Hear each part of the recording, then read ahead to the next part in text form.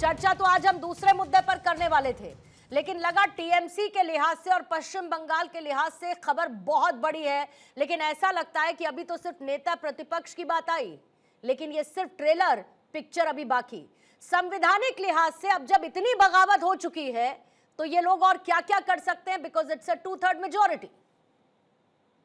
देखिए, अभी जैसे टीएमसी के जो बागी विधायक हैं वो नेता प्रतिपक्ष, चीफ विप जैसे पद तो ले सकते हैं, लेकिन शिवसेना और एनसीपी की तरह पार्टी पर अधिकार नहीं ले पाएंगे, क्योंकि बड़े गुट के दावे पर चुनाव आयोग फैसला लेता है। याद करिए, महाराष्ट्र के केस में भी जब अजीत पवार की बात हुई थी या एकनाथ शिंदे की बात हुई थी, तो उस समय तमाम जो पैरामीटर्स थे, उन पैरामीटर्स के बाद जो है पार्टी पर उनका अधिकार आया था। मामला कोर्ट भी जा सकता है।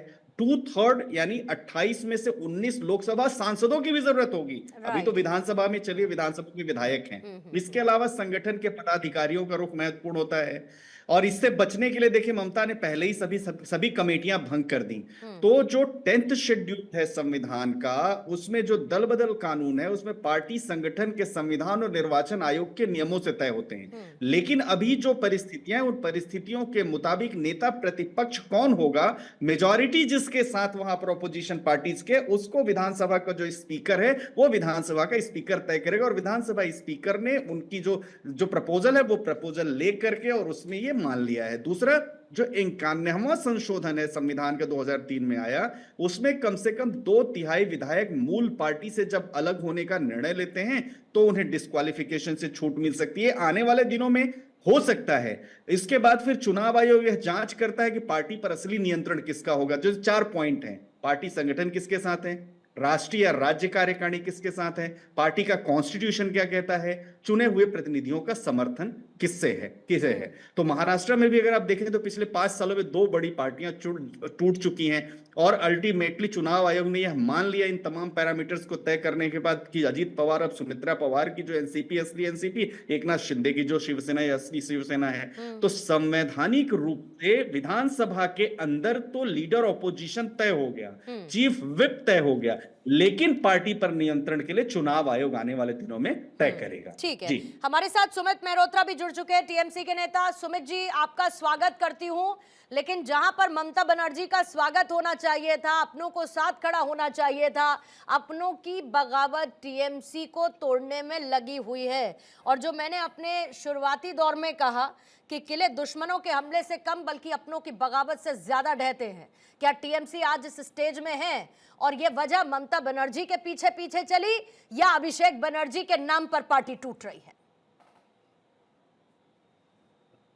नहीं, ऐसा कुछ नहीं है, पर मीडिया में जिस तरीके से प्रोपोगंडा चल रहा है, ये क्यों हो रहा है, ये भगदड़ क्यों मची?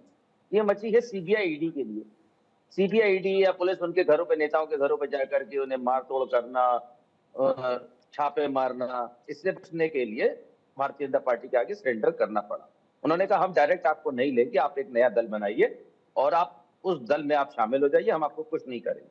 ये होना यही है। तो क्या है, आप देखिए ना, सीबीआई का प्रयोग करके आप सारे, चाहे महाराष्ट्र हुआ, चाहे उत्तर प्रदेश हुआ, ऐसा कौन सा दल है जहां पे आप लोगों ने इस प्रयोग को नहीं करा है? तो ये कोई नई बात तो कर नहीं रहे। ठीक है, आज अगर सीबीआई का प्रयोग करके आप कर रहे हैं तो कल को आने वाले दिनों में आपके साथ में भी यही होना है। आप कर लीजिए। जो आरोपी हैं, जिनकी जांच आपको करनी है, जितने नेताओं को उठाना है, एक के बाद एक नेताओं को उठाते चले जा रहे हैं। लोगों के घरों पे हमला होता चला जा रहा है, क्या करेगा? लोगों की बिल्डिंगें टूटती चली जा रही हैं, लोग क्या करेंगे? बचने के लिए कहीं ना कहीं तो जाएंगे ना, कहीं ना कहीं तो भागेंगे। पर ये देखना है कि जनता किसके साथ में है, किसके नाम पे वोट पड़ा है। अभी जो ममता बनर्जी ने बैठक बुलाई थी उसमें कितने विधायक पहुंचे थे साहब? ममता बनर्जी ने अभी जो बैठक बुलाई थी उसमें कितने लोग पहुंचे थे सुमित साहब?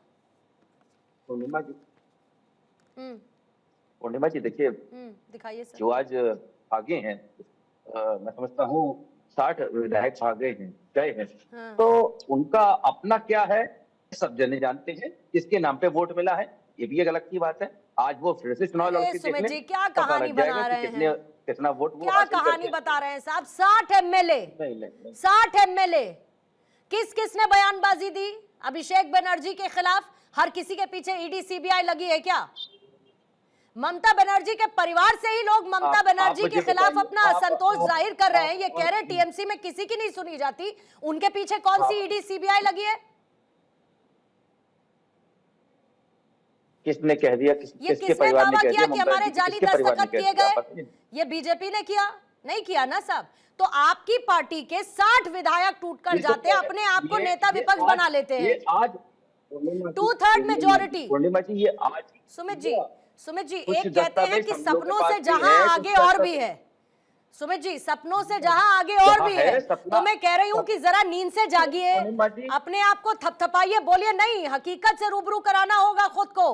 आप समझिए बहुत बड़ी हार मिली बंगाल में, और हार मिलने के बाद पार्टी ऐसी टूट रही है कि नेता विपक्ष अपने साथ बना रहे हैं कौन लोग? जो आपके बागी हो चुके हैं।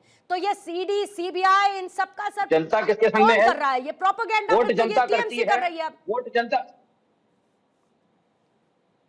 वोट जनता करती है या ये नेता करते हैं? भाई ये तो आप बताइए, जनता आप नेता क्या बनाती है मानते हैं? क्योंकि आपने तो ये जनता- अभी तक माना ही नहीं कि जनता- वोट जनता ने किया और आपको हरा दिया।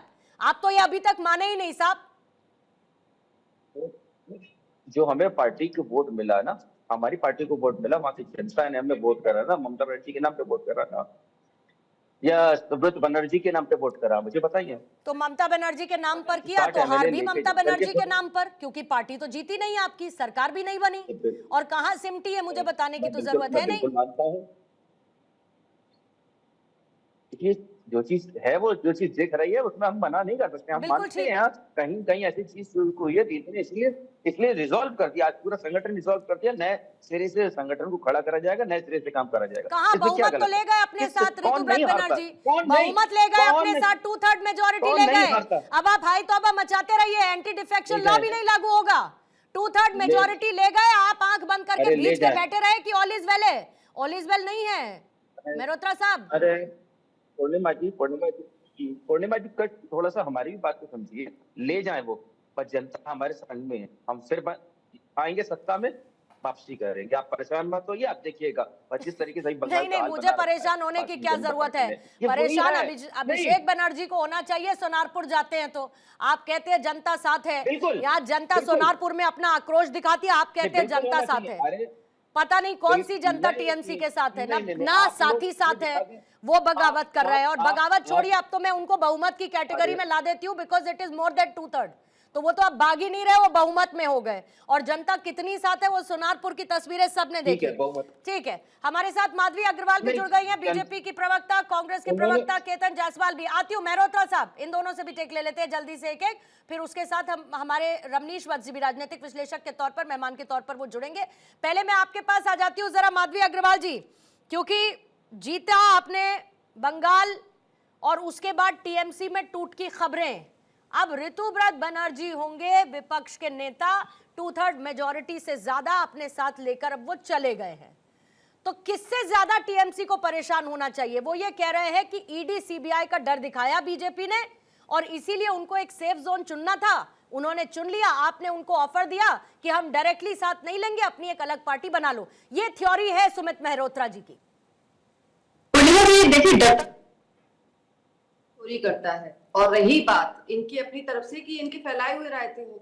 आज ये हालत है कि पश्चिम बंगाल के लोग इनका नाम नहीं सुनना चाहते, इनको देखना नहीं चाहते, इनको बर्दाश्त नहीं कर रहे हैं। क्योंकि जो 15 सालों से इन लोगों ने जो राजनीति की है पश्चिम बंगाल में, जिसके लिए हम बार बार इस चर्चा पे भी आते रहे हैं, बार बार हमने डिस्कशन किया है। यही सुमित मल्होत्रा बैठकर यहाँ पर बहुत सारी डिंग मारते रहते थे, जिनको रियलिटी का पता नहीं था। और हम बार बार बताते थे कि पश्चिम बंगाल की स्थिति जो है, लोग वहाँ पे त्रस्त है, परेशान है, और उसी का जो है परिदृश्य देखने को मिल रहा है पश्चिम माधवी बंगाल जी, के। आपको चुनाव आयोग ने जिताया है।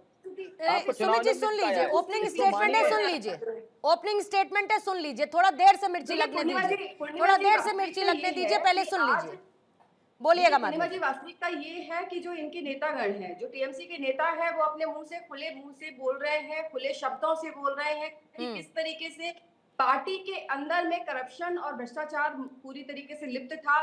अभिषेक बनर्जी जो डिमांड करते थे कि प्रत्येक जो जितने भी मंत्री हैं, एमएलए हैं, एमपी हैं, उनको इतना पैसा जो है देना है। गठबंधन की ये हालत थी, हम बार बार इस को उठाते रहे कि कटमनी कटमनी कटमनी।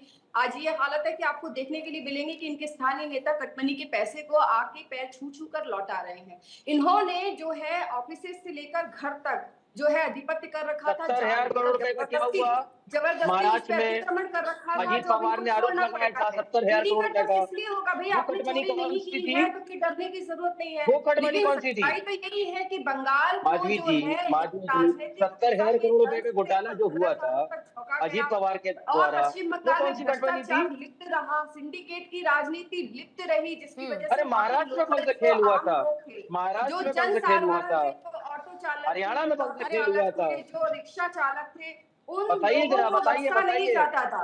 देखिए बीच में बोलने से कोई फायदा नहीं है और ये सत्यदेव सिंह इनकी विधायक आदत ने है कहा था, कि